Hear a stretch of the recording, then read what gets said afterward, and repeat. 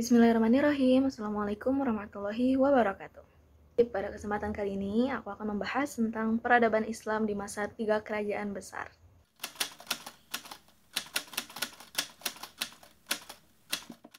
Nah, ada apa aja sih kerajaan 3 besar Islam itu? Yang pertama ada kerajaan Turki Utsmani, yang kedua kerajaan Syafawi Persia, dan yang ketiga adalah kerajaan Mogol India. Langsung aja, yang pertama, kerajaan Utsmani Turki. Nah, pendiri kerajaan ini adalah bangsa Turki dari kabilah Oghuz, yaitu Sulaiman Shah, di mana beliau mendiami daerah Mongol dan utara negara Cina.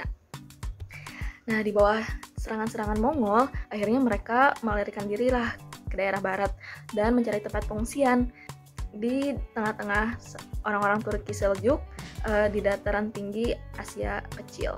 Di sana, di bawah pimpinan Ertugrul, mereka mengabdikan diri di bawah pimpinan Sultan Alauddin II, yaitu Sultan Seljuk, yang dimana Sultan ini sedang berperang melawan Bizantium. Nah, karena bantuan mereka, akhirnya Sultan Alauddin ini mendapatkan kemenangan dan menghadiahkan tanah kecil di perbatasan dengan Bizantium. Sejak itulah akhirnya mereka terus membina wilayah barunya dan menjadikan kota Syuhud sebagai ibu kota. Nah, setelah itu Ertugrul pun wafat pada tahun 1289 Masehi dan kepemimpinannya dilanjutkan oleh putranya yaitu Utsman dan dianggap sebagai pendiri kerajaan Utsmani Turki. Pada tahun 1300 Masehi, bangsa Mongol mulai menyerang kerajaan Seljuk dan Sultan Alauddin pun terbunuh. Akibatnya, Seljuk Rum ini mulai terpecah-pecah menjadi kerajaan-kerajaan kecil. Akhirnya, Utsman pun menyatakan kemerdekaan dan berkuasa penuh atas daerah yang dikuasainya. Sejak itulah, kerajaan Utsmani dinyatakan berdiri dan penguasa pertamanya adalah Utsman yang sering disebut sebagai Utsman I. Nah, kebanyakan penduduk Utsmani bangga menjadi bagian dari negara syariat karena huruf, ilmu pengetahuan, dan agamanya berasal dari Arab. Kerajaan Utsmani bersifat elektrik, yaitu memungkinkan terciptanya sistem kenaikan pangkat atau status yang didasari pada kemampuan, terlepas dari latar belakang, kasta, atau kelas seseorang tersebut. Pusat pemerintahan kerajaan Utsmani adalah Istana Topkapı di Istanbul selama 400 tahun. Sultan dinasti Utsmani ini ada 36 sultan, yang dimana dibagi menjadi beberapa masa, di mana yang pertama adalah masa kebangkitan Utsmaniyah pada tahun 1299 sampai 1402 Masehi, lalu masa kebangkitan pada tahun 1413 sampai 1453 Masehi, lalu pada masa keemasan yaitu pada tahun 1453 sampai 1683 Masehi, lalu ada masa stagnasi dan reformasi pada tahun 1827 sampai 1908 Masehi, lalu yang terakhir ada kekhalifahan republik di mana pada tahun 1922 sampai 1924. Nah, yang biasa kita dengar pada masa keemasan di kerajaan Turki Utsmani ini yaitu pada masa dinasti Muhammad Al-Fatih, di mana beliau mengalahkan Bizantium dan menaklukkan Konstantinopel pada tahun 1453 Masehi. Nah, dengan terbukanya Konstantinopel ini sebagai benteng pertahanan terkuat kerajaan Bizantium, nah lebih mudahlah jadi ekspansi Turki Utsmani ke benua Eropa. Perkembangan dan kemajuan dinasti Utsmani. Yang pertama, di bidang militer. Nah, di bidang militer ini terbentuk sebuah kesatuan militer yang disebut dengan Janissary. Lalu yang kedua, di bidang pemerintahan. Jadi, sistem pemerintahan kerajaan Utsmani ini menganut sistem feodal. Lalu yang ketiga, ada sastra dan bahasa. Jadi, pada masa ini muncul sastrawan-sastrawan dengan hasil karya-karyanya. Di antaranya, Ibrahim Sinasi, karyanya adalah The Poet's Wedding. Lalu yang keempat, di bidang seni dan arsitektur, itu contohnya seperti bentuk kubah masjid, seni bangunan, kaligrafi, desain interior, painting, dan cover buku. Lalu yang kelima, di bidang budaya dan agama. Nah, jadi kerajaan Utsmani ini merupakan perpaduan antara kebudayaan Persia, Bizantium, dan Arab. Dari kebudayaan Persia, mereka banyak menerima ajaran-ajaran tentang etika dan tata krama dalam kehidupan istana. Lalu untuk organisasi pemerintahan dan prinsip-prinsip kemiliteran, mereka dapatkan dari Bizantium. Sedangkan dari kebudayaan Arab, mereka dapatkan ajaran tentang prinsip ekonomi, kemasyarakatan, dan ilmu pengetahuan. Lalu yang keenam, yaitu yang terakhir di bidang intelektual. Jadi awalnya itu terdapat 3 buah surat kabar yang muncul pada saat itu, yaitu Berita Harian Takvimi VK pada tahun 1831 Masehi, lalu Jurnal Tasfiri Efkiar pada tahun 1862 Masehi, dan Terjemani Atfal pada tahun 1860 Masehi. Dan juga dalam bidang pendidikan, dinasti Utsmani ini melakukan pengorganisasian sebuah sistem pendidikan madrasah yang tersebar luas. Setelah mengalami masa-masa keemasannya, akhirnya kerajaan Utsmani ini mengalami kemunduran. Kemunduran kerajaan Utsmani ini terjadi setelah wafatnya Sulaiman Al-Qanuni yang mengakibatkan perebutan kekuasaan oleh putranya sendiri. Adapun faktor-faktor penyebab keruntuhan dinasti Utsmani, yaitu dari faktor internal. Yang pertama ada buruknya sistem pemerintahan, lalu hilangnya keadilan dan banyaknya korupsi, serta meningkatnya kriminalitas, heterogenitas penduduk dan agama, kehidupan istimewa yang bermegah-megahan, dan yang terakhir yaitu merosotnya perekonomian negara akibat peperangan. Lalu untuk faktor-faktor eksternalnya yaitu munculnya gerakan nasionalisme dan terjadinya kemajuan teknologi di wilayah barat, khususnya dalam bidang kesenjataan. Akhir dinasti Turki dan transformasi ke republik. Bermula dari perlawanan terhadap campur tangan asing yang dipimpin oleh Mustafa Kemal, aksi perjuangan berubah menjadi penentangan terhadap kekuasaan khalifah. Namun kehancuran khilafah Islamiyah sendiri terjadi saat rakyat Turki melalui wakil-wakilnya mengadakan piagam nasional.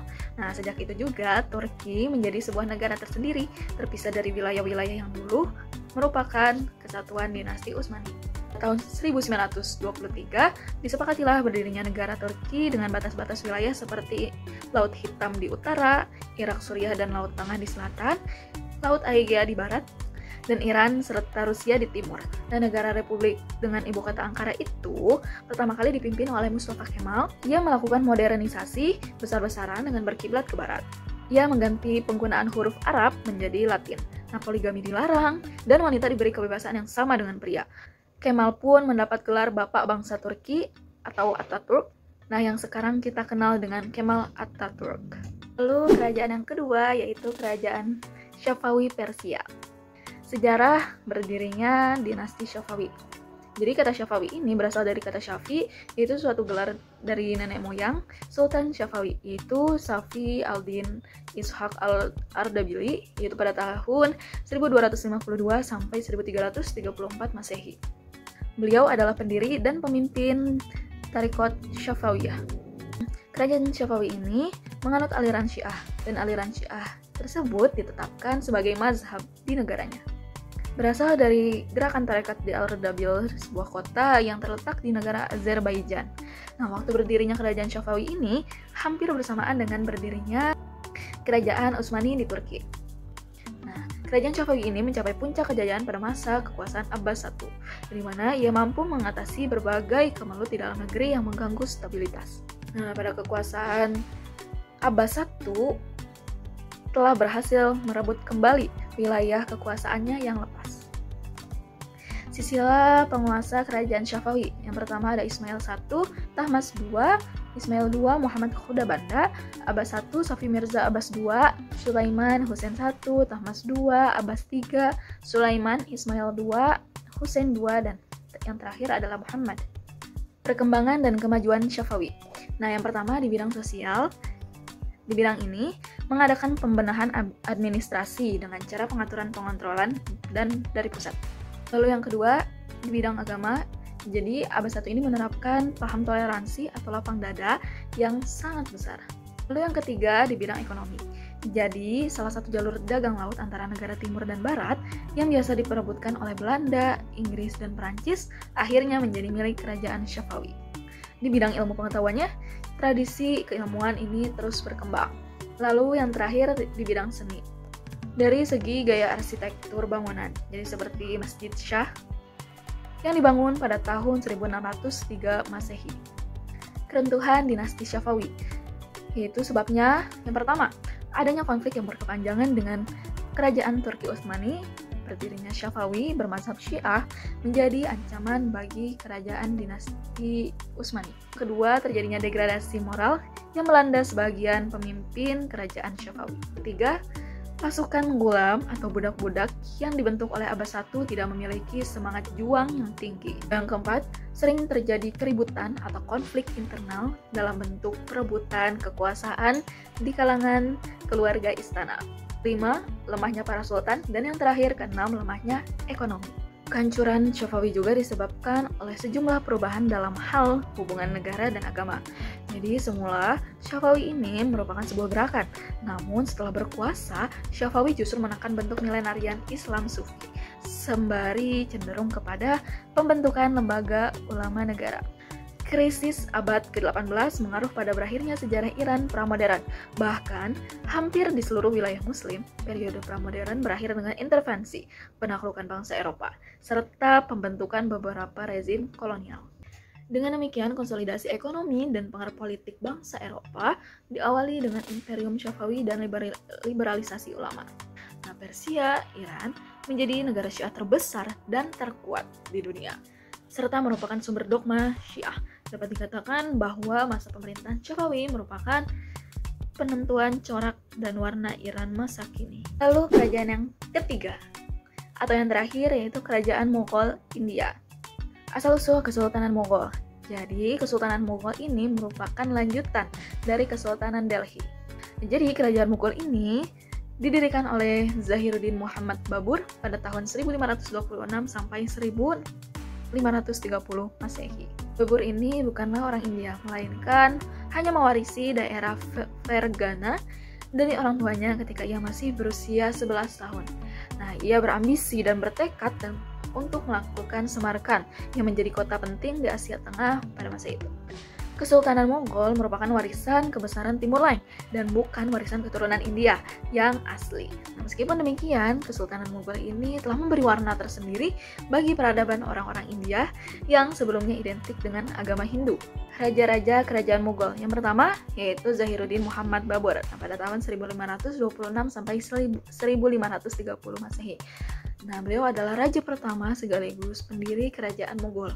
Nah, pada masa kepemimpinannya digunakan untuk membangun fondasi pemerintahan. Awal kepemimpinannya, Babur masih menghadapi ancaman pihak-pihak musuh, utamanya dari kalangan Hindu yang tidak menyukai berdirinya Kerajaan Mughal. Lalu yang kedua, tahta Kerajaan Mughal diteruskan oleh anaknya yang bernama Nasiruddin Humayun pada tahun 1530 sampai 1556 Masehi. Lalu yang ketiga yaitu Akbar Khan pada tahun 1556 sampai 1605 Masehi. Nah, gelarnya adalah Sultan Abdul Fath Jalaluddin Akbar Khan. Lalu setelah itu ada Jahangir pada tahun 1605 sampai 1627 Masehi. Nah, beliau adalah putra dari Akbar Khan, masa pemerintahannya kurang lebih 23 tahun.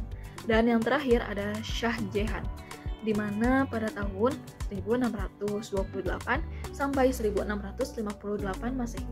Kemajuan yang dicapai oleh Kerajaan Mughal yang pertama di bidang politik dan militer, di mana sistem yang menonjol adalah politik sulh equal atau toleransi universal. Lalu yang kedua di bidang ekonomi. Nah, memajukan pertanian, terutama untuk tanaman padi, kacang, tebu, rempah-rempah, tembakau, dan kapas. Yang ketiga di bidang seni dan arsitektur. Nah, ciri yang menonjol dari arsitektur Kerajaan Mughal ini adalah pemakaian ukiran dan marmer yang timbul dengan kombinasi warna-warni. Bangunan yang menimbulkan ciri ini antara lain adalah benteng merah, istana-istana, makam kerajaan, dan yang paling mengagumkan adalah Taj Mahal di Agra. Lalu yang keempat atau yang terakhir di bidang agama, Kesultanan Mughal ini mencapai suatu fase yang menarik, di mana pada masa itu Akbar Khan memproklamasikan sebuah cara baru dalam beragama, yaitu konsep din ilahi, yaitu sebuah ajaran yang memandang semua agama adalah sama. Lalu, sebab-sebab kemunduran dan keruntuhan Kesultanan Mughal. Ada faktor internal, yaitu raja-raja pengganti Aurangzeb merupakan penguasa yang lemah sehingga tidak mampu mengatasi kemerosotan politik dalam negeri. Tampilnya penguasa lemah, terjadinya perebutan kekuasaan, dan lemahnya kontrol pemerintahan pusat. Lalu ada faktor eksternal, di mana terjadinya pemberontakan di mana-mana. Dominasi Inggris diduga sebagai faktor pendorong kehancuran Kerajaan Mughal, terjadi stagnasi atau tidak aktif dalam pembinaan kekuatan militer, sehingga operasi militer Inggris di wilayah-wilayah pantai tidak dapat segera dipantau oleh kekuasaan maritim Mogol. Nah, kemerosotan moral dan hidup mewah di kalangan elit politik yang mengakibatkan pemborosan dalam penggunaan uang negara. Nah, itu tadi kurang lebihnya penjelasan 3 kerajaan terbesar di Islam. Cukup sekian, kurang lebihnya mohon maaf. Terima kasih. Wassalamualaikum warahmatullahi wabarakatuh.